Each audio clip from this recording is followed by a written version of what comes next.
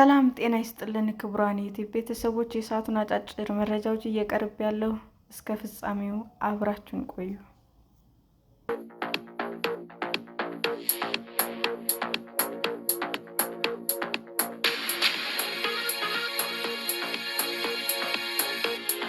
የተፈጠረውን የነዳጅ እጥረት ተከትሎ የመንግስት ሰራተኞች የዓመት እረፍት እንዲወጡ እየተደረገ መሆኑን ለቢቢሲ ተናገሩ።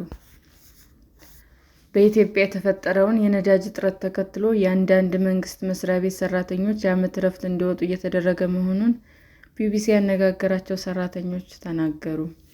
ስማቸው እንዳይገለጽ የጠየቁ ሰራተኞች በተፈጠረው የነዳጅ እጥረት የተነሳ የመንግስት ሰራተኞች የዓመት እረፍት እንዲወጡ እየተደረገ ነው ብለዋል። የኢትዮጵያ መከላከያ ኢነርጂ ኢንዱስትሪ ግሩፕ መጋቢት 15 2018 ዓ.ም የድርጅቱ ሰራተኞች ለሆኑም የሰራዊት አባላትና ሲቪሎች በሙሉ በ2 ቀናት ውስጥ እረፍት እንዲወጡ ማዘዙንም ቢቢሲ ከተመለከተው ማስታወቂያ መረዳት ችሏል። ኢንጂነሪንግ ኢንዱስትሪው ላልተወሰነ ጊዜ ቅዳሜ ቀን ስራ እንደማይኖርም በማስታወቂያ ላይ ለሰራተኞች አስታውቋል። ቢቢሲ የተመለከተውና ትክክለኛነቱ ከድርጅቱ ሰራተኞች ያረጋገጠው ማስታወቂያ በኢንዱስትሪው ግሩፕ ስር የቢሾፍቱ ሞተር ቬሂክል ኢንጂነሪንግ በነዳጅ ዋጋ ግሽበት ምክንያት ሁሉም የሰራዊት አባላትና ሲቪል ሰራተኞች የዓመት እረፍት እንዲወጡ ያስይዛል።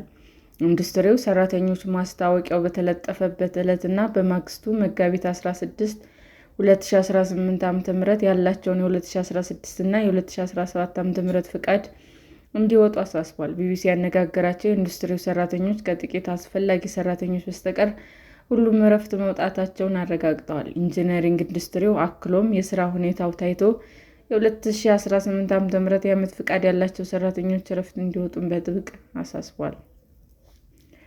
አሜሪካና እስራኤል በኢራን ላይ የከፈቱት ጦርነት ተከትሎ የዓለም 20% ነዳጅ መተላለፊያ የሆነው የሆርሙዝ ወሽመጥ በመዘጋቱ የተከሰተው የነዳጅ እጥረት በኢትዮጵያ ዋና ከተሞች የትራንስፖርት ዘርፍ ላይ ማነቆ ሆኗል። በኢትዮጵያ የተፈጠረው የነዳጅ እጥረት ተከትሎ ናፍጣ የሚጠቀሙ ተሽከርካሪዎች መቸገራቸውን ቢቢሲ ያነጋገራቸው አሽከርካሪዎችም ተናግረዋል።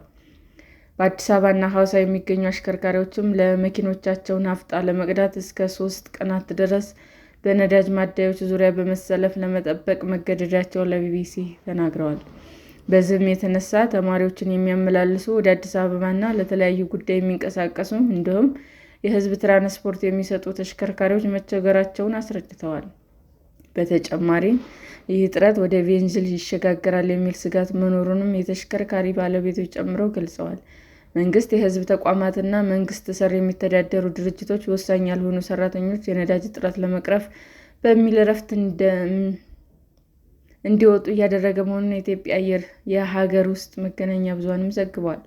በአዲስ አበባና በሌሎች ከተሞች የሚገኙ አሽከርካሪዎች ላለፉት 2 ሳምንታት በተፈጠረው የነዳጅ እጥረት የተነሳ ከፍተኛ መጉላላት እንደገጠማቸውና የሚያደርጓቸውን ጉዞዎች ለመቀነስ መገደዳቸውን ለቢቢሲ ተናግረዋል። በአዲስ አበባና ሐዋሳ በነዳጅ መቅጃ ስፍራዎች ረዣዥም ሰልፎች እንደሚታይ ለቢቢሲ አስተያየታቸውን የሰጡ አሽከርካሪዎችም ሰልፉ አንዳንዴ ከ2 ኪሎ ሜትር በላይ ይረዝማል ብለዋል። ዛሬ ሰኞ ማለዳ ለቢቢሲ አስተያየቱን የሰጠ አዲስ አበባ መገናኛ አካባቢ የሚኖር አሽከርካሪ እኔ እድለኛ ነኝ፣ ትናንት ከቀኑ 6 ሰዓት ላይ የያዝኩትን ሰልፍ ዛሬ ጠዋት 3 ሰዓት ላይ ደርሶኛል በማለት ነዳጅ ማግኘቱንም ተናግሯል።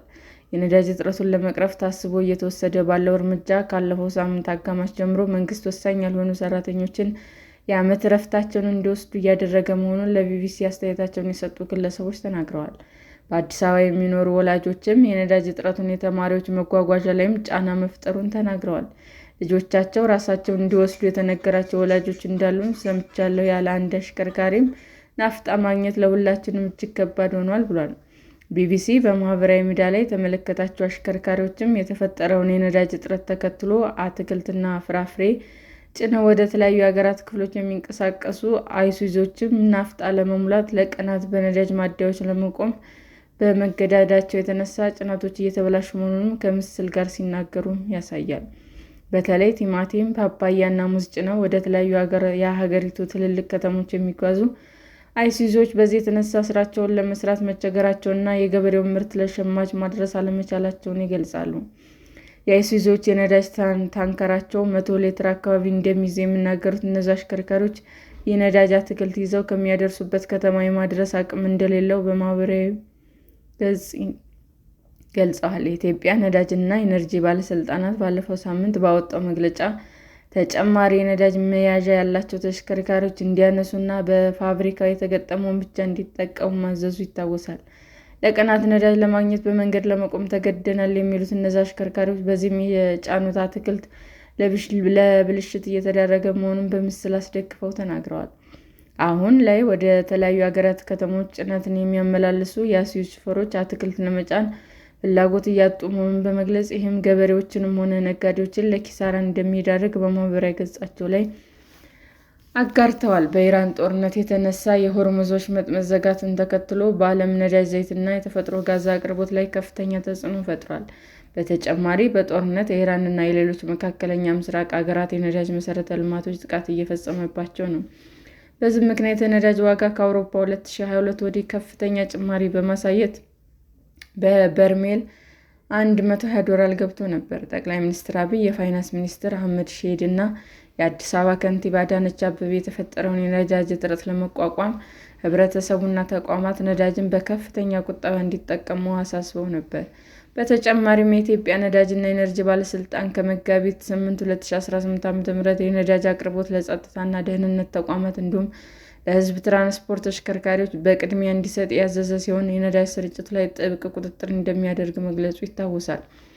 በዓለም ዙሪያ የነዳጅ እጥረት ባስከተለው የመካከለኛው ምስራቅ ጦርነት ምክንያት የተለያዩ ሀገራት የነዳጅ እጥረት ለመቋቋም የነዳጅ ፍጆታቸውን የሚቀንሱ እርምጃዎች እየወሰዱ ነው። በዚህም መሰረት አንዳንድ ሀገራት የስራ ቀናት መቀነስ፣ ህዝቡ የህዝብ ትራንስፖርት እንዲጠቀም ማምራትና የንግድ ተቋማት የስራ ጊዜያቸውን እንዲቀንሱም እያደረገ ነው።